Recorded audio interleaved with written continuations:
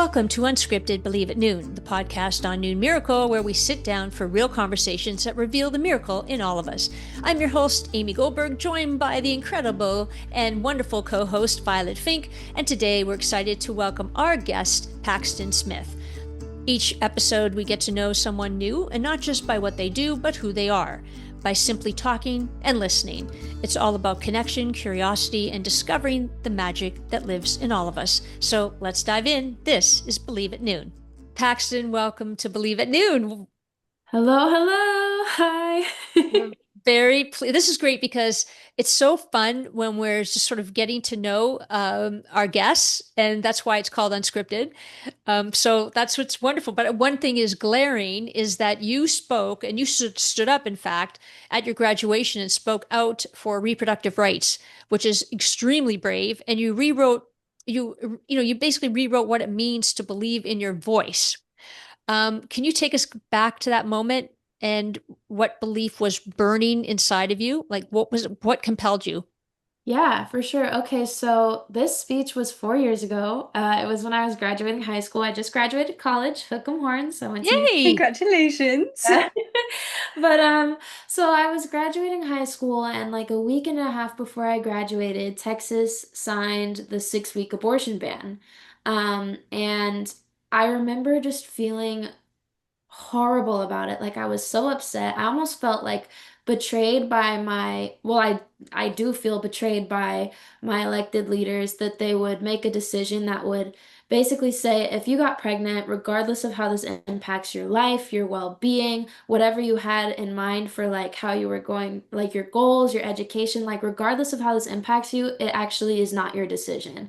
This pregnancy and this childbirth is the government's decision. And that felt horrible. It felt dehumanizing. And I wanted to do something about it. And so I thought of like all the ways that I could do it.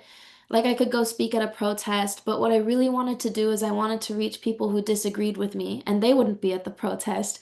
And I wanted to reach people who didn't care, and I wanted to be able to have them hear me without them being able to swipe past me. So like social media was off the table. So I was like, okay, I have a speech where there's going to be several thousand people there. Everybody's going to have to listen to what I have to say, and this matters so much to me. So I got up there and I gave that speech. It's amazing. I really enjoyed watching it and listening to it, and I think it's unfortunate that that happened 4 years ago and it was going viral again because it became relevant again and it became an issue that people needed to speak about. Do you feel that because I know you're also doing singing and songwriting, do you feel that you're able to express yourself in that medium as well as through your speech writing? I mean, yeah, for sure. I think music is actually kind of where I let a lot of walls down. I think in activism and speech writing, I always feel the need to be this very perfect person because I feel like there's a tendency for people to completely dismiss people who are speaking out about social issues if they think that they're irresponsible or if they party too much or if there's anything that they could say to discredit their character, they will as an excuse not to listen to them.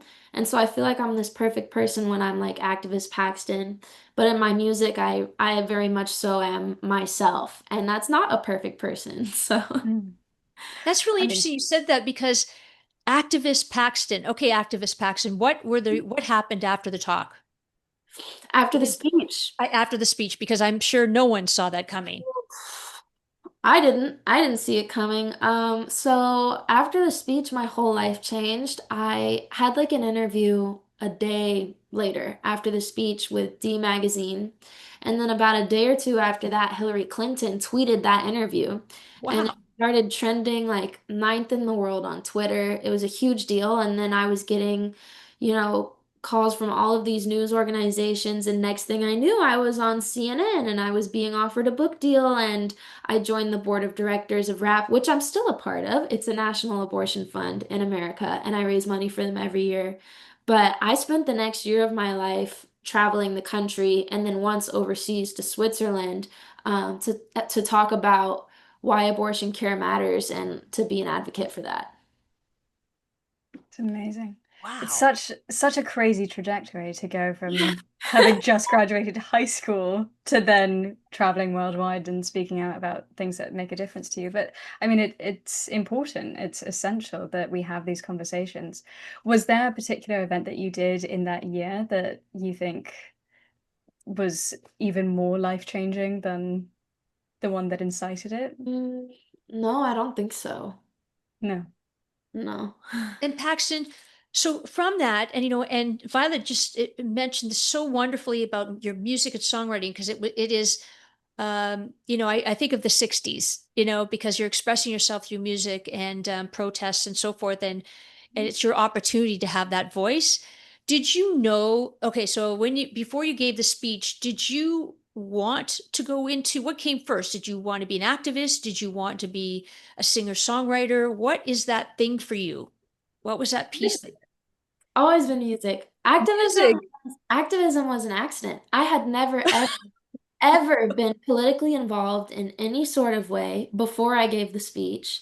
And then the next thing I knew, I was like given this huge platform and an opportunity to keep speaking on this thing that's very important to me. So I took it, but music is and always has been the only thing there is for me. I wow. yeah. Was it a part of your childhood? I mean, were you always sort of, yeah. Oh yeah. Yeah, I was a band kid. I did choir. I marched drum corps international for the folks in America who know what that is. I mean, I was always a music person. That's amazing. Is your whole family musical or is it just you? Just me, pretty much. Yeah. I love that. Wow. Do you have siblings? Yeah. How many? I have two. I have an older sister. She just turned 35, and my brother is 24. Wow. Yeah. And Amazing. you graduated from college? Yep. In Do May. you say university or college? Oh, both. Okay, both. And what did you graduate with? I got a bachelor's degree in advertising. In, in Amazing. So random. I'm pursuing a career in music. But everyone has to know how to advertise themselves. So I This is think true. This is you'll true. still be able to put the degree to use, which is great. I hope so. Are you, I mean, what's the long-term plan? Are you going to go full into music or are you going to maybe get a job? No. Yeah. Totally on into. music, what does that look like for you? Well, I'm moving to LA at the end Ooh. of the month. Yeah, or maybe early August. I haven't decided. I'm stopping in Dallas to see family for a bit, but so I'm moving to LA and then I'm rolling out this EP called But I Love It. So Belong Here, the song I released a month ago, and then Middle Class White Trash, the song I released like a week ago. Those are both part of my debut EP, which is coming out like all year. So I'm excited. And where are you? So what's the plan in LA? Do you have somebody you're seeing? Like, are somebody going to record your music? Do you have that all laid out? No? You don't. I have some No, no, suggestions this for is one of you. the very few times in my life where I really don't have much of a plan. Wow, good for you. You're just going to go. I'm just gonna go. And where does the activism fit within because you've got very divided life. Where does that, mind you, no, I mean, that's not necessarily true. I mean, because you sing about it, you have a voice, within that. How do you divide your time or piece it So, together? so when Roe v. Wade got overturned, that is when I started Oh, stepping back from activism. I Yeah, could, I'm speechless. I'm Canadian. I couldn't imagine in my lifetime that that would have happened. I know. I know. It was crazy. I mean, the people from the pro-choice movement had known for a long time what was coming. It wasn't really a surprise to any of us who are like in that world, but it was still hard, obviously, and I don't know if either of you has ever been involved in any kind of activism, but when you are and people become impacted by the words that you share, the things that you do, they do come and tell you why it matters to them. And there are a lot of people who have very I mean, horrifying experiences with Yeah. abortion care, like when it was illegal or like trying to access it when they didn't have access to it. And they tell you them and they sit with you so heavily. And then when Roe v. Wade got overturned, it was almost like I couldn't even like think straight because I know like what goes on behind closed doors because people tell me. And I just knew it was going to get so much worse. So, like, for my mental health and also for the fact that, like, music is my passion, activism doesn't bring me joy. I decided to take a step back and I just haven't really come back. But I do raise money for RAP, the National Abortion Fund, every year. Yeah, I think that's so fair. I think especially when you are as wrapped up in the reality of what it is, when you're not just talking about the statistics, when you know the truth of the stories behind things that are getting repealed or overturned, it's so much harder to bring yourself to keep fighting for it. It is. Yeah. It's very mentally like trying for And lack. how do you handle that mentally trying time for you? Like how do you keep your mental health sort of top of mind? How do you take care of yourself? I'm the worst person to ask. I have no idea. You sing. I'm just like, Paxton, suck it up. And then I'm like, you're right. And then I'll keep going. I don't know how long that's gonna be sustainable. I should probably see a therapist.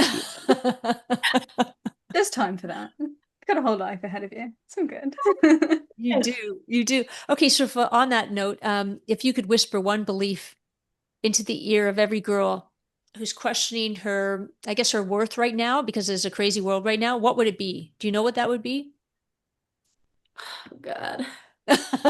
You're allowed to think about it and answer Yes, at you the end are. of the episode if I'll you like. come back later. Yeah. Yes, you We can can. circle back to that one. Yeah. God, In the well, Okay, what's your meantime, fashion trend? No. okay, moving on then. Okay, we'll come back to it, I As I guess. see the little what is it? Cat? oh, the cat being lifted up. It's That's so adorable. cute. Cat sweater. I do just love that the eyes are peeking I up. know. Oh, So That's what I saw good. the little. Yeah. I love So it. Paxton, what's this EP about? Yeah. Okay, so this EP, it's called But I Love It, and it's my coming of age EP. So it starts with my activism because that was when I graduated high school. But it's kind of all about like all of these cyclical and contradictory thoughts that have come with growing up. Like I feel like when I was 18, I knew everything and everything in the world made sense, and then I turned 21 and 22 and I was like, I've never been so confused in my life. And that's kind of what the EP is all about. It's just kind of exploring those thoughts and feelings and confusions, and that's the EP, but I love it. Wow, that's great. And where do you currently live? What part of the country? I am in Austin, Texas. Oh, you're in Austin. Oh, Hooks Oh and my Austin's God, amazing. Austin is a great place though for musicians. somewhat. Somewhat. Yeah.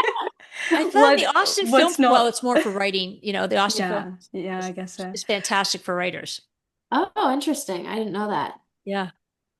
Yeah, Austin it is the live music capital of the world. That's what they like to say. There are a lot of venues and a lot of people can play live, but like actually having a sustainable career in this city as a musician is extremely difficult. And I don't know. I've been here for 4 years and I know like a handful of people who actually make a living from music here. Mm. Wow. Have you performed live? Yeah, You do. And so 4 years, sorry, I'm all over the place. I'm sorry. I'm excited. Did you, where were you born? Dallas. Oh, Dallas. Mhm. Oh, Dallas. Okay, I get it now. I can, Yeah, that's where I grew from a up. political. Went Yeah, to okay, I get it. college. Yeah. Graduated college, moving to LA. So there's a little, I want to cross reference this because Violet is an actor. And yes, and actually is I was born in the So Violet, when she was a young girl, she's a California girl and Oh, moved to okay. England.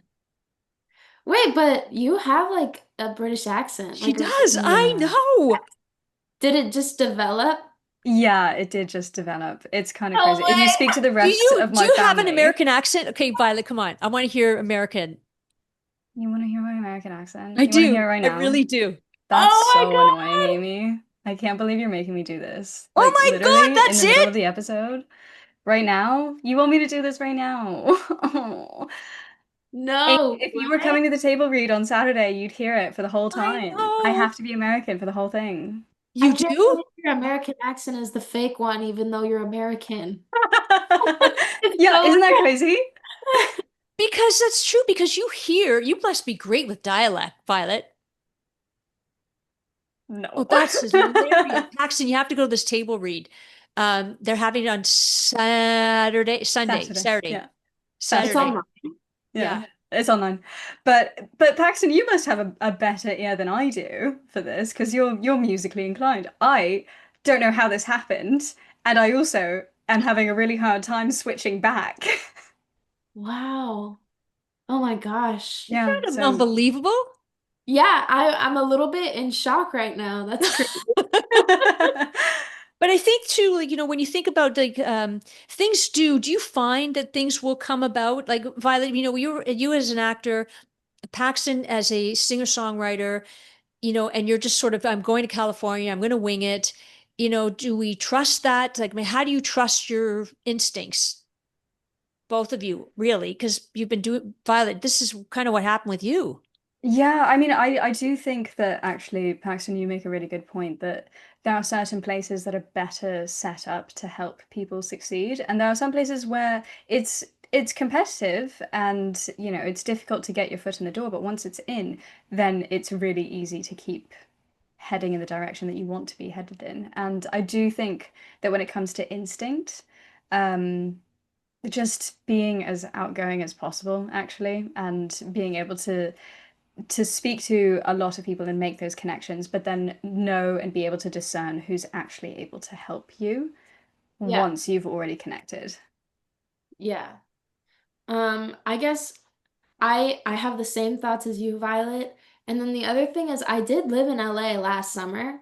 Um, and a lot of people have that story of just moving there with no plan and they're couch surfing. And then, like 3 months later, it all worked out and they have this great opportunity. So I'm like, okay, you know what? I can do that. I can, like, I'm a gritty person. Like, I can go and make things happen if I really want them to happen because I'll just keep going.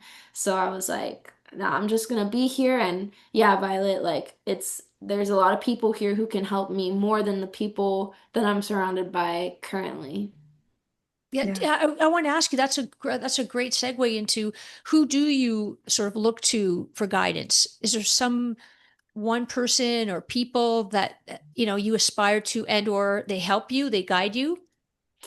I've had a lot of people who have helped me over the years, like a lot of so many people. I guess I used to intern at Interscope Records, which is Oh, like cool. Billie Eilish, Olivia Rodrigo, Camila Cabello, like all of them are signed there. Kali Uchis, Carol G, if you're like a Latin fan, Javi.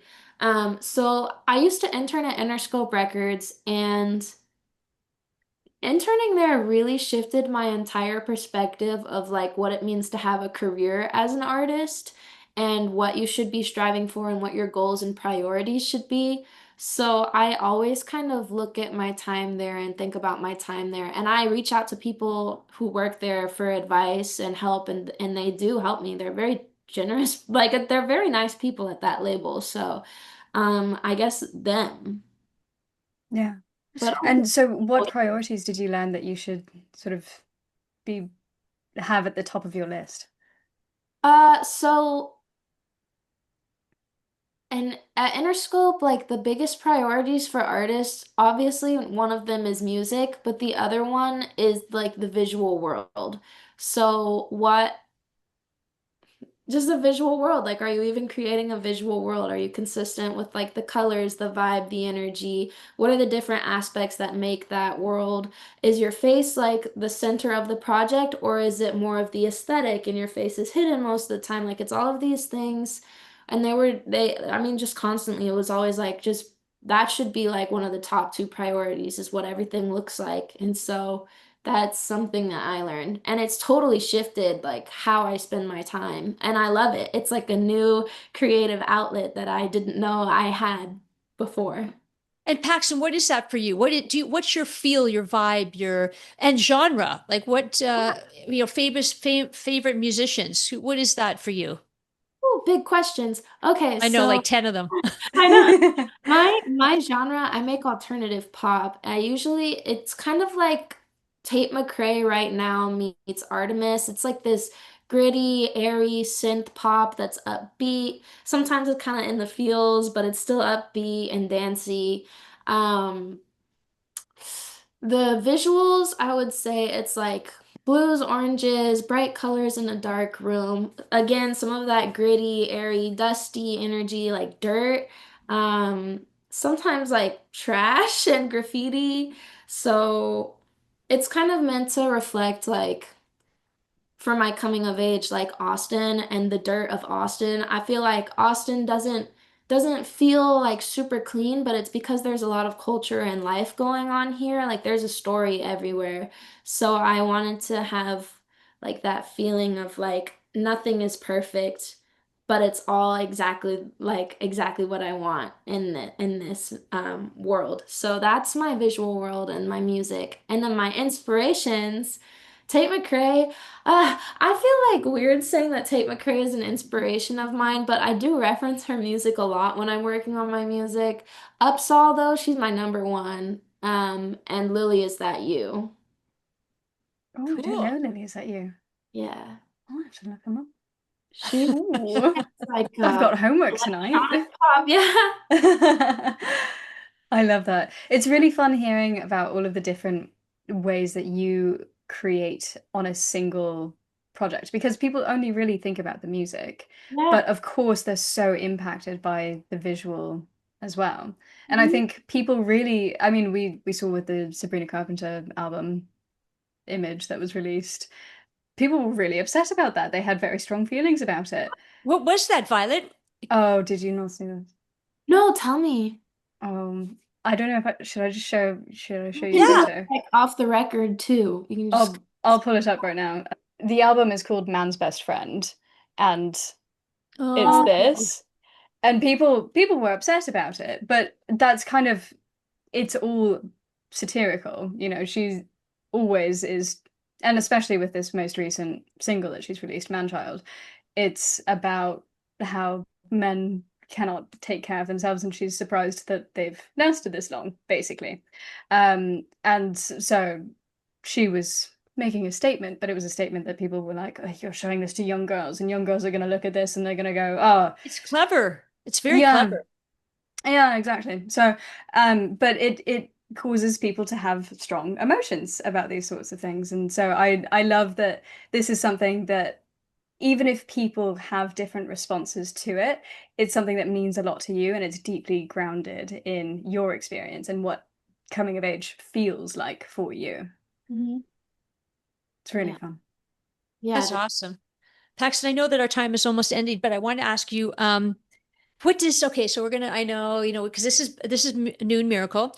And if you had this kind of crystal ball, what would be that thing for you? What would be that image that you have of yourself wherever? Oh my gosh, I don't have one. Okay, well, wait. Yes, I do. This is crazy. Well, it's not that crazy. I guess in the future, I just want to keep going with like the visual stuff, like with making music videos and stuff. I want to keep making music. I want to make money making music, like make a living. And ideally, I would like to be signed to a major label so that we have the budget to be able to have like a lot of dancers and explore things more creatively. That comes with a lot of other things like big tours and stuff, but like to me, like my main goal is just being able to keep going and keep exploring myself creatively and see what I can make and how crazy things can get. Like that's my goal. Beautiful. Yeah. That sounds perfectly reasonable to me. Yeah. Exactly. I Give think it a so. few years. Do yours. Good for you, Paxton. Thank you so much for spending time with us on Believe at Noon. Really appreciate it. Thank Thank you you, Paxton. for having me.